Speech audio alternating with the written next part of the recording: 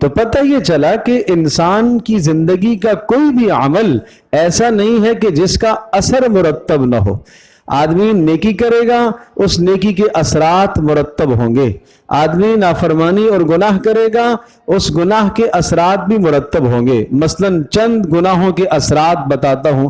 کوئی آدمی ماں باپ کی نافرمانی کرتا ہے، اس کا نقد اثر اس کی ذات پر پڑتا ہے کہ فقر و فاقے میں مبتلا ہو جائے گا، رزق کی تنگی میں مبتلا ہو جائے گا. یہ ماں باپ کی نافرمانی کا لازمی نتیجہ ہے.